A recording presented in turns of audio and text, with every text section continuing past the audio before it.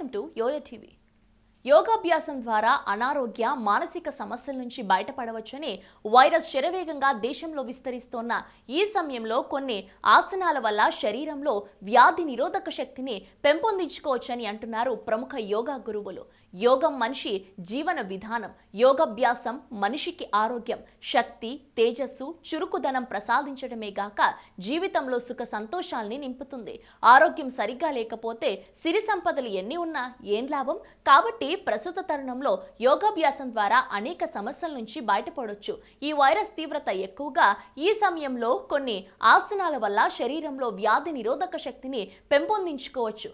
సింహ క్రియ వల్ల రోగ నిరోధక శక్తి, ఊపిరితిత్తుల సామర్థ్యం పెరుగుతుందని సద్గురు జగి వాసుదేవన్ లాంటి గురువులే తెలుపుతున్నారు. ప్రధానమైన 4 ఆసనాల్లో సింహాసనం కూడా ఒకటి. సింహాసనం వలె శరీరాన్ని వంచివేసే ఆసనం కనుక దీనికి సింహాసనం అని పేరు వచ్చింది. ముందు వజ్రాసనం వేసి 2 అరచేతుల్ని మోకాళ్ళ మధ్యన లోపలి వైపుకు ఉంచి నేలకు ఆంచాలి. ఛాతీ, మెడ ముందుకు ఉంచాలి. వాటిని చేతుల మీద నిలబెట్టి శిరస్సు ఎత్తి నాలుక దాచి శ్వాసను లోనికి నింపుకొని ఫోర్స్గా వదులుతూ సింహం వలె గర్జించాలి.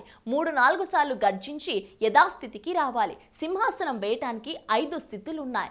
ఆ స్థితులకు సంబంధించిన క్రియ ఒక్కొక్కటి చేస్తూ చివరి స్థితికి చేరాలి. అది ఎలానో ఒకసారి చూద్దాం. మొదటి స్థితి వజ్రాసనం వేసి ముఖం విప్పారించి నోరు పూర్తిగా తెరవాలి. కళ్ళు, ముక్కు పూర్తిగా తెరిచి నాసికాగ్రం మీద దృష్టి కేంద్రీకరించాలి. సాధ్యమైనంత మేర శ్వాసను ఆపి నాలుకను లోపలికి లాగాలి. తర్వాత ముఖం, నాలుకలను వదులు చేస్తూ శ్వాసను సామాన్య స్థితికి తీసుకురావాలి. ఇప్పుడు రెండో స్థితి. మొదటి స్థితిలో కూర్చొని నాలుక చివరను పైకి మడిచి దానితో కొండ నాలుకను తాకే ప్రయత్నం చేయాలి. సాధ్యమైనంతసేపు శ్వాసను నిలువరించి ఈ స్థితిలో ఉండాలి. ఇక మూడో స్థితి. మొదటి స్థితిలో మాదిరిగా కూర్చొని నాలుకను నోరు బయటకు చాచి దానితో చిబుకం చివరి భాగాన్ని తాకుటకు ప్రయత్నించాలి. శ్వాసను సాధ్యమైనంతసేపు ఆపియు స్థితిలో ఉండాలి. తర్వాత నాలుగో స్థితి. మొదటి స్థితిలో కూర్చొని మూడో స్థితిలో మాదిరిగా నాలుకను బయటకు దాచి ముక్కు ద్వారా గట్టిగా శ్వాసను పీల్చి గొంతులో నుంచి ధ్వని చేసి గొంతు ద్వారానే ఆ గాలిని బయటకు వదలాలి. సాధ్యమైనంత దీర్ఘంగా